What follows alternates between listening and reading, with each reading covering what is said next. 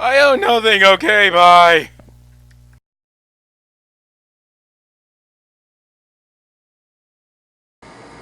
Wait, we aren't doing the Toy Story video? Better snap out of this awkwardness. Ah, much better. Since his introduction in the 1960s, Spider-Man has become more than just a comic book icon. He's basically become an icon of pop culture in general. He basically starred in many movies, TV shows, and musicals. Wait, when the heck did I... Oh my god! None of us talk about that in polite conversation, right? Okay. There have been multiple different attempts at Spider-Man. Some good, some bad, and whatever the heck you would class as Venom. Like a bird in the wind. I stand corrected. That is bad. I really don't feel so bad for seeing A Star is Born instead. So today, in honor of Spider-Man Far From Home coming out July 2nd, weird on a Tuesday for some reason, I think it's best to talk about my 5 favorite versions of Spider-Man. Meaning live action or animation, whatever. And I'm not talking about video games since I don't really play it. That also I don't own a PS4. But I own a PC. Does that count? Shut up. Now I should probably warn you, there's a 50-50 chance I mention Endgame spoilers, so if you haven't seen Avengers Endgame, which if you haven't seen a box office as of late, you probably did, but if you didn't, I recommend you click off this video now, just to be on the safe side. Or you don't care in that case. Don't say I didn't warn ya! Number 5. Marvel's Ultimate Spider-Man. Okay, even though in my last episode, I talked about how I really don't like the Marvel cartoons, well, the modern ones, well, this is one of the few I can stand, even though they got a Nickelodeon star to play Peter Parker in this one. I actually don't mind this one if you ignore that weird episode where they crossed over with the sitcom Jessie for some reason. What kind of geek likes this stuff? I love this stuff. Did I just get dissed by Baby Doc Ock? Okay, we know the real reason. Money. But still, no one won with that episode. I mean, it was good. I mean, it's a good one, I admit, but, it's not the best, obviously, which is why I made number 5. It's the only good one of the 2012 new Spider-Man we got. No offense to Andrew Garfield, it's just, your performance kind of felt a little flat in that one.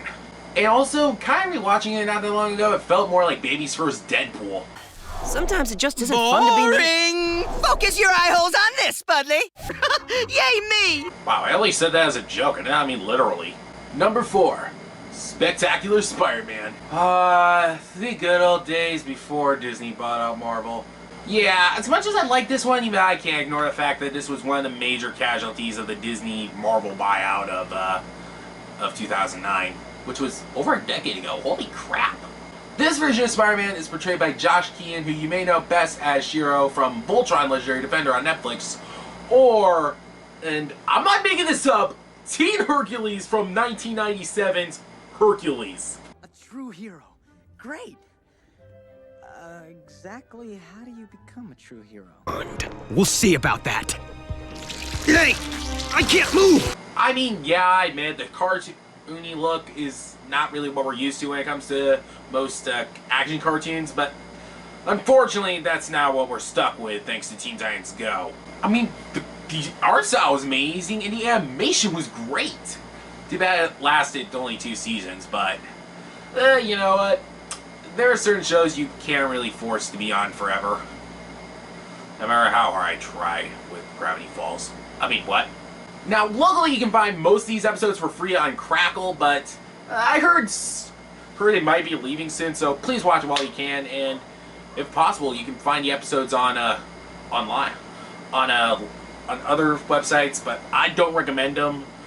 And of course, you can also buy the DVD on Amazon. That's probably gonna be your best bet. Although there is one little plus to this show. Unlike Marvel's Ultimate Spider-Man, it has one thing that makes it stand out. A pretty kick-ass theme song. Spectacular, spectacular Spider-Man, spectacular, spectacular Spider-Man. Number 3, the Sam Raimi SpiderMan Trilogy. Oh, these movies were my childhood. Too bad they didn't really age well. That's because I've been so used to Tom Holland and Into the Spider-Verse for too long. But we'll talk about those probably later. Oh, McCain, you already know. I mean, sure, some of it didn't really hold up today, but most of it still does. Hell, it's the only good Mary Jane we have. Well, live-action Mary Jane. That's still the only good Green Goblin if you ignore the fact that James Franco played him. Once. I'm sorry, but to me, the only good real Green Goblin is, of course, Willem Dafoe. Plus, last I checked, no one saw Amazing Spider-Man 2, so... Sure, Tobey's my childhood, but is he number 1? No, I say he's number 3. You know who it. But, did he perfect the role? Not really, because unfortunately, number 2 happens to be the new one. Wait, that's not unfortunately, that's amazingly. This would be Peter Parker done right. So right that even Stan Lee approved of him. And I'm sad now. Excelsior! Sure, Tobey may be my childhood Spider-Man, but I gotta admit, Tom Holland plays it too damn well. Heck, he plays socially awkward too damn well. Not bad for a guy who's literally 14 months older than me. Plus, unlike Tobey, he actually looks like a teenager. Like, if I looked at him and I go, I believe in him as a teenager. Which is kind of true. I mean, the only way you can anyone in their 30s can play a teenager would be in a cartoon. Plus, he was still sort of one when they were filming Captain America Civil War with Cap and Tony Stank. Yes, this is Tony Stank. We're probably never gonna live that down, but we still love you, 3000. It also, as it turns out, Tom can't really keep a secret. Because, well, you know at a funeral at the end of Endgame? Well, take a listen. The funeral. No. Jacob, This is how bad it is for me. I was told it was a wedding. Zendaya's reaction is the best part of that video. I mean, sure, he perfected Peter Parker, but why is he not number 1? Well, I would tell you, but, needless to say, I keep a chick. She was a Batman, nevertheless. Finally can talk about this! Okay, was this really gonna be a surprise? Surprised I was gonna make that number 1. As much as, look, I like Tom Holland, I do enjoy Tobey Maguire, but I'm sorry, I gotta give it to Spider-Verse because it's the only one that can do you know, the problem that they always have with the third Spider-Man movie or second Spider-Man movie or whatever, you know what I'm talking about, having multiple villains and now multiple different Spider-Man all in one. And I don't know how, but they managed to get it right. I mean, seriously, sure, there are 2 different versions of Peter Parker, one that dies and one that doesn't, but there's actually few more reasons why it's good, because it's not just Peter Parker, no, and this is not a Peter Parker story. This is a Miles Morales story. I mean, people have been begging for a Miles Morales movie for a long time. Hell, even I have been looking forward to one. And finally we got it. Sure, it's anime, but, you know, beggars can't be choosers here. And Peter and Miles are not the only ones. There's also Spider-Gwen, aka Spider-Woman, Penny Parker, and the robot I forgot the name to, Future Me. Thank you. Spider-Noir. And just when you thought it couldn't get any weirder... It can get weird, Wrong universe, Porker. Yeah, I know that was mean. He probably was looking for a hot dog, but, I'm filming stuff. I'm still wondering how the heck they managed to get this all done so well. And heck, I gotta give it props for being out, well, you know, the thing I talk about the most at the Oscars. Yeah, actually I think this counts as a Disney movie as well, because sure, it's not made by Disney, but let's be honest, with the fact that Spider-Man's a Marvel property and Marvel is owned by Disney, it's basically a Disney movie. And it also doesn't help that the last time I went to a Disney store there was Spider-Verse merchandise. Yeah, it just pretty much proves that this is definitely a Disney movie no matter what you say. And I should probably mention, not long after this film's release, everyone and their grandmother did Spider-Sonas, aka, with the fact that Miles said that anyone can wear the mask, people started making their own versions of the web crawler. And this would have been the part where I threw in all the people who who submitted their Spider-Sonas to XTD Spider-Sona, but unfortunately, only one person did, and that is Rewrite Rose on Instagram. Thank you, Rewrite Rose, but to everyone who didn't do it, why did you not?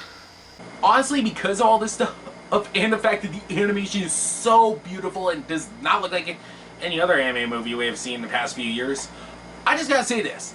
Spider-Verse is probably the best anime movie that Sony has ever made, because, well, when you're the company that made that god-awful emoji movie, you gotta go. There's only one way to go.